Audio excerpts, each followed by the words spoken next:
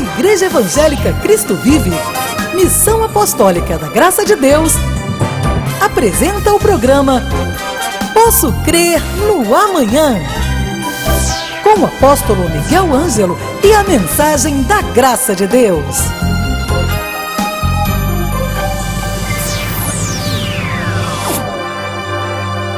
Olá, graça e paz, eu sou a Bispa Ana Caroline, sejam todos bem-vindos ao programa da Igreja Evangélica Cristo Vive, Missão Apostólica da Graça de Deus. Nós estamos começando mais uma semana, hoje é segunda-feira, estamos iniciando o primeiro dia útil desta semana.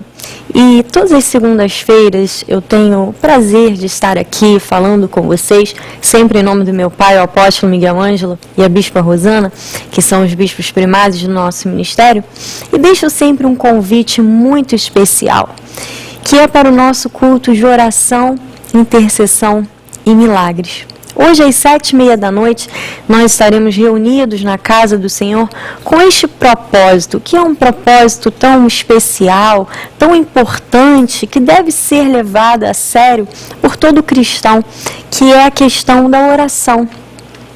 Daqui a alguns instantes você vai poder assistir a mensagem da Graça de Deus que foi pregada pelo meu pai, mas eu preciso deixar este recado para que você comece esta semana firme, convicto, crendo que Deus pode fazer o que Ele quiser fazer.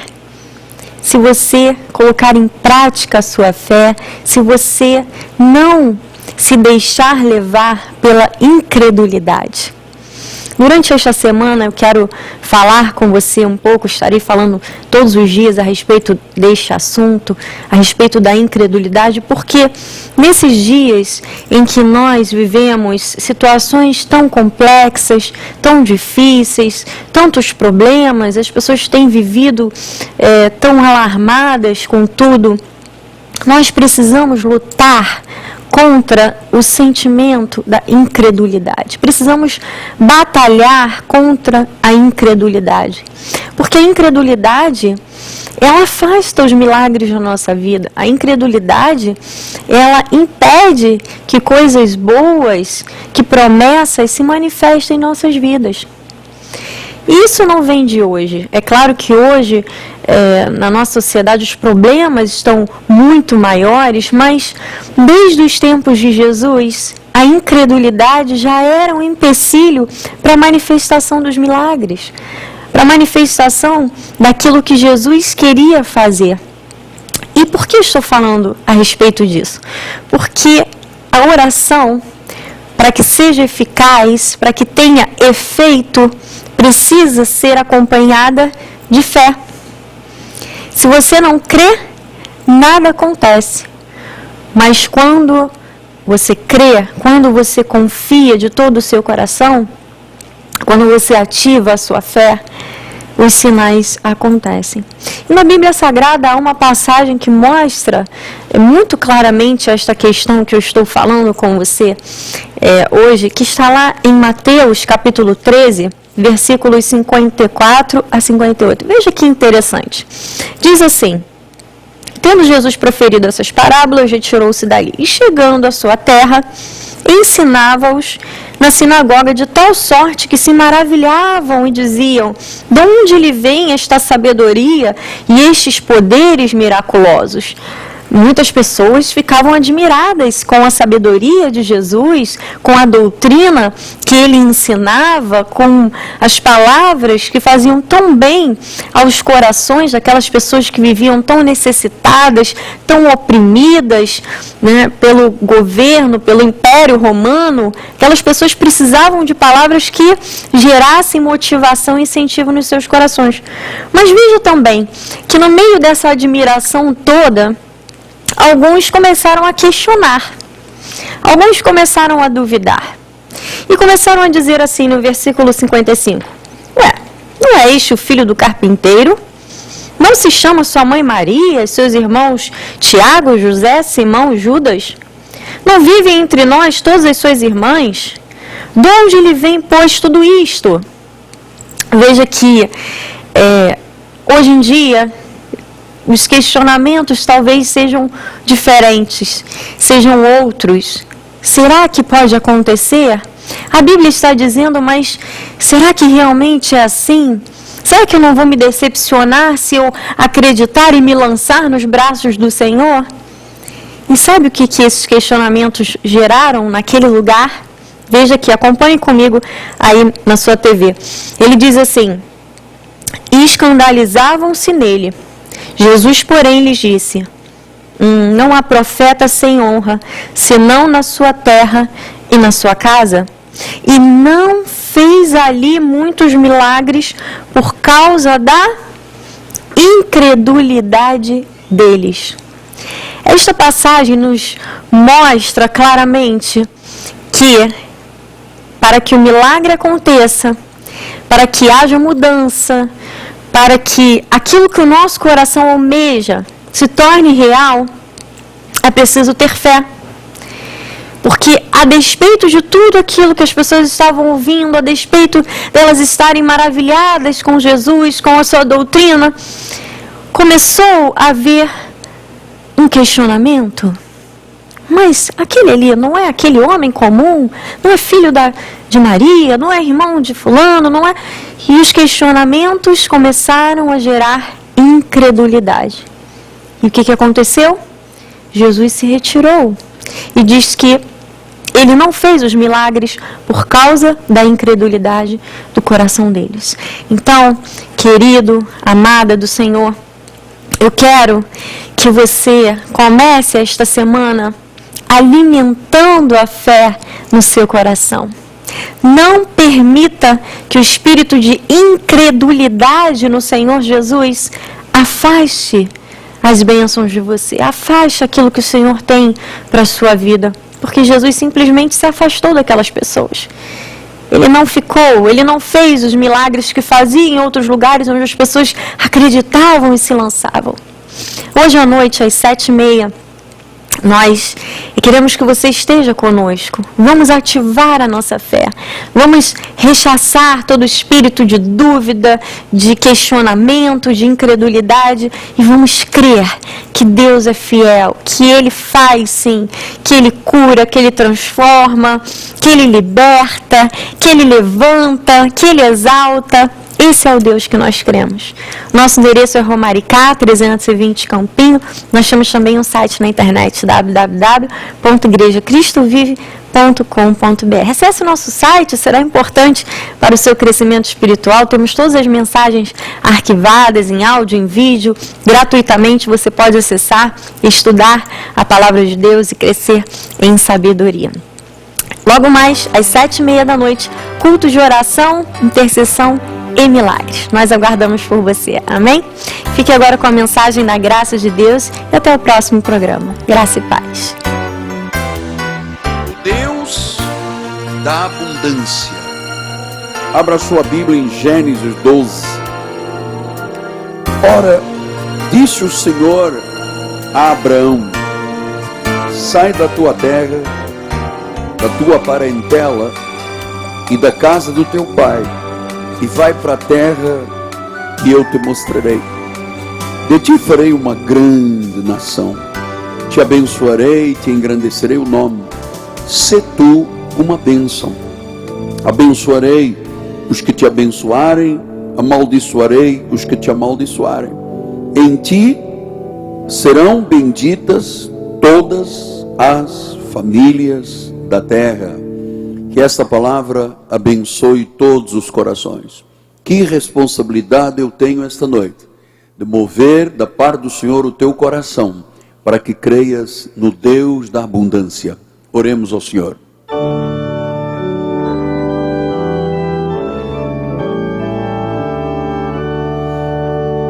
Senhor Jesus Cristo, eu te louvo de todo o meu coração, porque eu te conheço.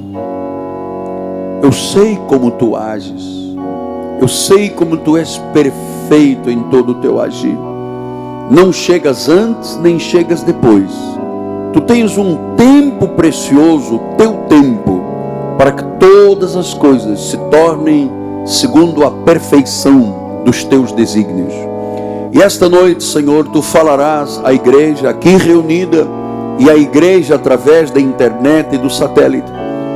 E sabemos que esta palavra não está algemada, ela vai correr e não retornará vazia, ela tem desígnios.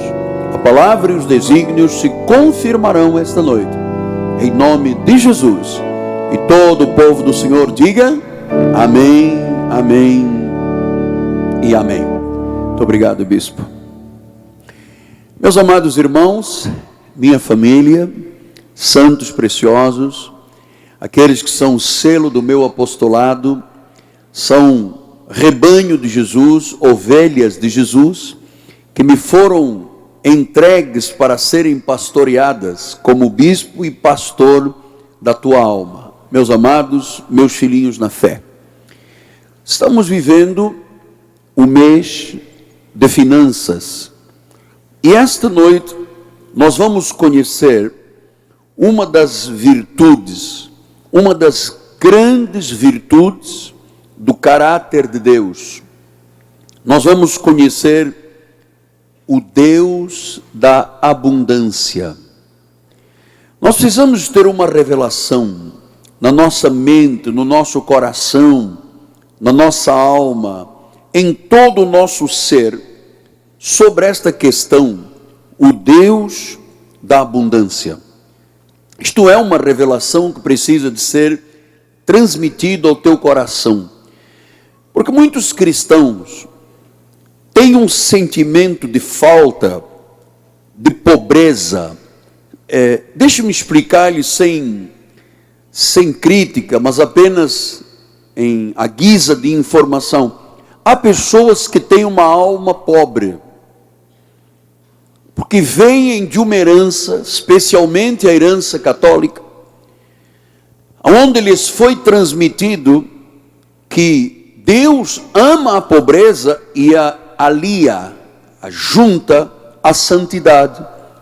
Isto gerou sucessivas famílias, e sucessivamente as pessoas herdaram lá do bisavô, que passou pelo avô, vem pelo pai, passa o filho. Portanto, herdam esta ideia de que pobreza aliada à santidade é alguma coisa agradável a Deus. Há pessoas que pensam que nunca terão nada do que sonham, vivem de uma menos-valia, porque na realidade herdaram isso erradamente, não conhecendo o Deus da Bíblia. Desculpe insistir, porque essa é uma palavra que tem que ser passada. É impossível nós vermos um Deus com as características e virtudes do Deus da Bíblia e depois imaginar sua igreja, seus filhos, as famílias de Deus na pobreza.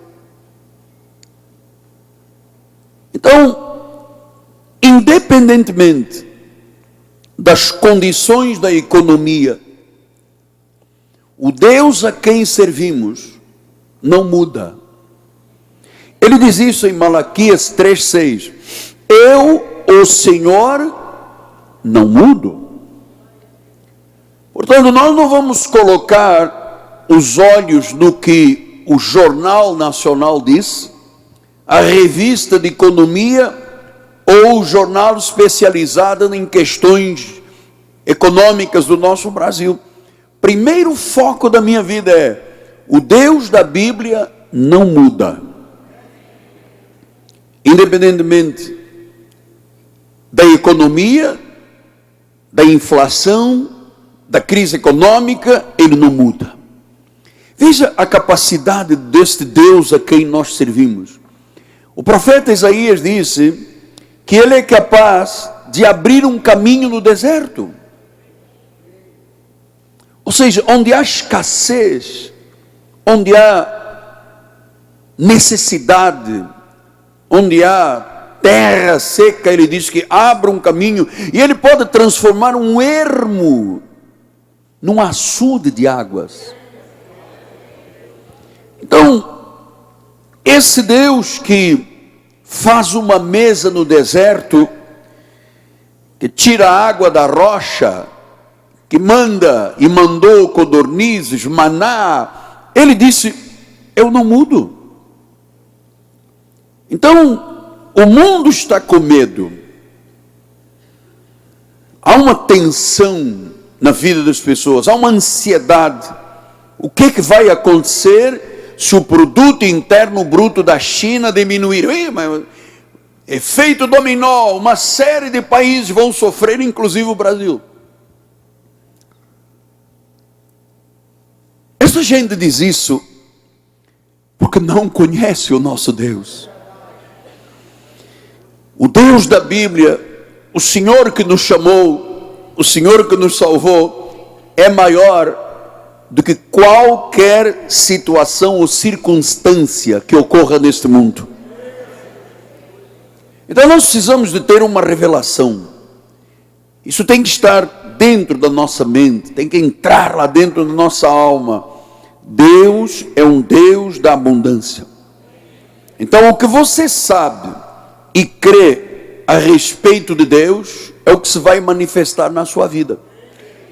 Sabe, Deus não muda.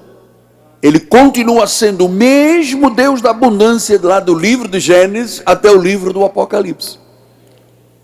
Então, o importante é a experiência que nós temos de quem é realmente o Senhor.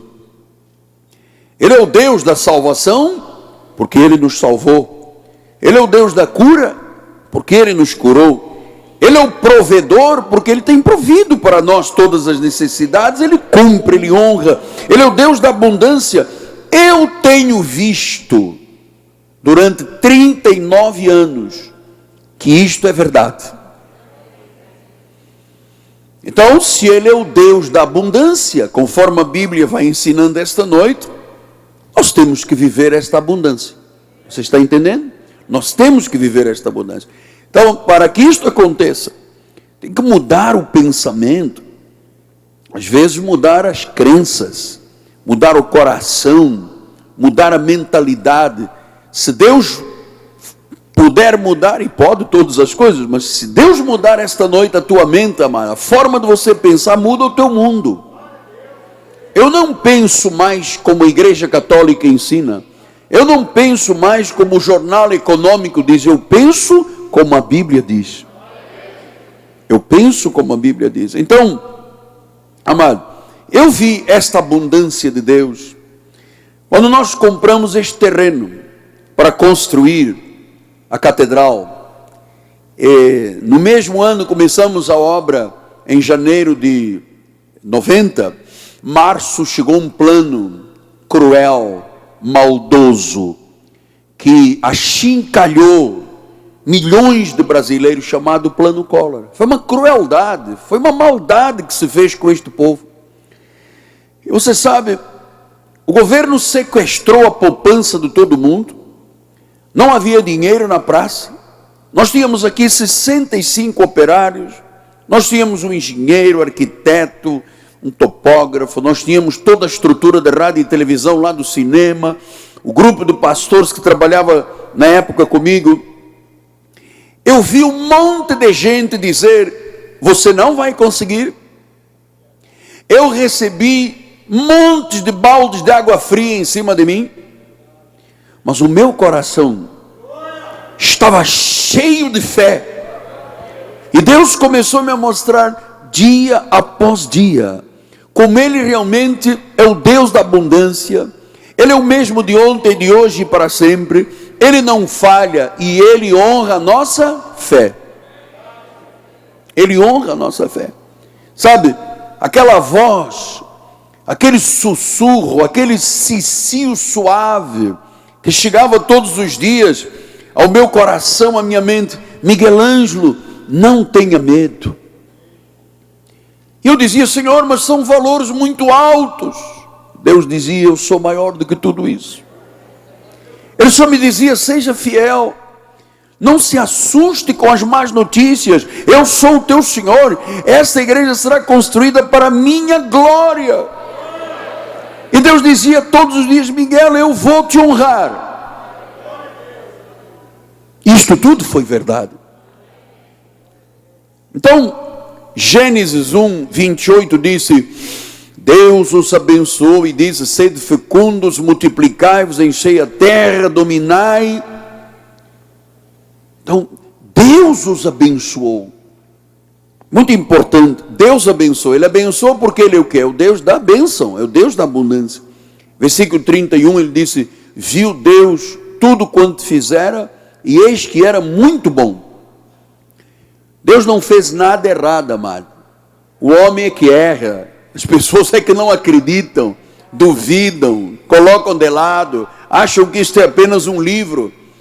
Isto não é a voz de Deus. Muita gente prescinde disso aqui. Deus diz: tudo que Ele fez era muito bom. Então, mas quem é que trouxe essa desconfiança que o homem tem com Deus? A desobediência do primeiro casal.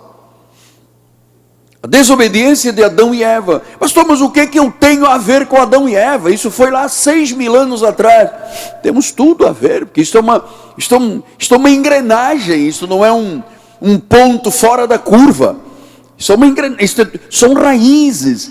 Diz que por um veio o pecado, todos morreram. Por um veio a justiça e todos viveram. Então, irmão, o pecado trouxe a desobediência, o pecado trouxe a dor, trouxe a necessidade, trouxe a falta, trouxe a divisão.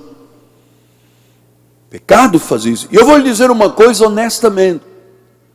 Quando você vê uma pessoa que diz: eu sou crente em Jesus, eu sou cristão, e é enredado com um monte de problemas financeiros, não é Deus que está mentindo. Não é Deus que está desamparando. É a pessoa que não está vivendo o que Deus mandou viver. Isto é minha experiência de pastor. Você veja, no meio do caos, Deus sabia que iria mandar um dilúvio à terra, e Ele disse em Gênesis 6,14 para Noé: Noé, faze uma arca de tábuas de cipreste, nela farás compartimentos, calafetarás com betume por dentro e por fora. Disse: faz uma arca. Faz uma arca. Onde havia madeira? Não havia. Onde havia recursos financeiros? Não havia. Onde havia água? Não havia. É esta experiência da convicção. Deus disse: Noé, faz uma arca. E quando Deus manda fazer alguma coisa, Ele provê. Ele não te atira às feras, amado. Ele não te atira nesse mundão aí e disse: se vira, garoto. Ele não faz isso. Quando Deus disse: faz uma arca. Quando Deus disse: Miguel, vou trazer agora para o meu caso, constrói-me uma casa, um memorial ao meu nome. Como é que eu iria fazer isso se Ele não provesse, se Ele não mostrasse, se Ele não agisse? Onde é que eu ia assaltar banco? Nem banco tinha dinheiro na época. Olha que Deus maravilhoso. Chacamanta corrobaba. Que Deus maravilhoso nós temos. E em Gênesis 9,3 diz: tudo que se move e vive ser-vos-á para alimento, como vos dei a erva, tudo vos dou agora. Deus disse: Noé, sou eu que te dou tudo. Apareceu o betume, apareceram as madeiras, mas Noé tinha curso de engenharia naval? Não. Mas como é que se faz uma arca do tamanho do Maracanã? Porque, amado, é Deus. Quem é que inspirou Noé? Quem é que deu os cálculos estruturais? Deus. Amado, o Senhor tem absoluta soberania sobre a vida daqueles que se submetem a Ele. Sabe o que Ele diz? Se o teu coração for totalmente de Deus, Ele se faz forte em teu favor. Ele se faz forte em teu favor. Então a pergunta era: como é que se faz uma arca? De onde é que vinham os recursos, os suprimentos para a família, os animais? Bem, ele não tinha lá um fundo de quintal com uma parede de cada animal. Deus providenciou tudo. Agora, após a devastação do dilúvio, Deus deu uma chave de entendimento que você tem que ter esta noite também. E eu a tenho, olha, está aqui dentro. Gênesis 8:22. Enquanto durar a terra, aí já chegamos a quase 6.000 anos, enquanto durar a terra, não deixará, não pode em hipótese alguma de haver, tem que haver sementeira e ceifa. Frio, calor, verão, inverno, dia e noite. Então há noite e dia, há calor e inverno, então tem que haver sementeira e ceifa. Esta é a chave. Não deixará de haver. E só pode prometer isto o Deus da abundância. Maomé não poderia prometer isto. Buda não poderia prometer isto. Shirvá não poderia prometer isto.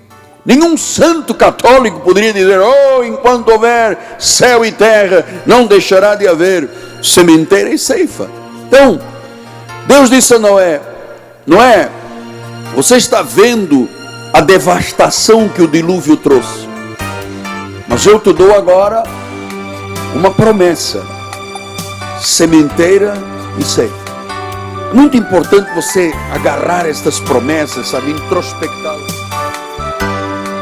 Deus da abundância. Esta mensagem estará disponível em nosso site www.igrejacristovive.com.br. Leve a Cristo Vive com você no seu smartphone ou tablet. Fotos, mensagens, informações e a nossa rádio e TV web 24 horas online. Assista nossos cultos com transmissão ao vivo. Cristo Vive com você em qualquer lugar. Disponível para baixar nas lojas de aplicativos iOS e Android. Cresça na graça e no conhecimento. Participe dos nossos cultos. Domingo, 9 e 18 horas, com o apóstolo Miguel Ângelo e a bispa Rosana Ferreira. Palavra, louvor e oração. Quarta-feira, 19h30, um culto apostólico de excelência de vida. Igreja Evangélica Cristo Vive, Rua Maricá 320, Campinho, próximo à Praça Seca, Rio de Janeiro, Brasil. Venha e traga sua família. Você acabou de assistir ao programa Posso Crer no Amanhã, da Igreja Evangélica Cristo Vive, Missão Apostólica da Graça de Deus. O apóstolo Miguel Ângelo convida a todos para estar com ele no próximo programa com o ensino da palavra da Bíblia Sagrada.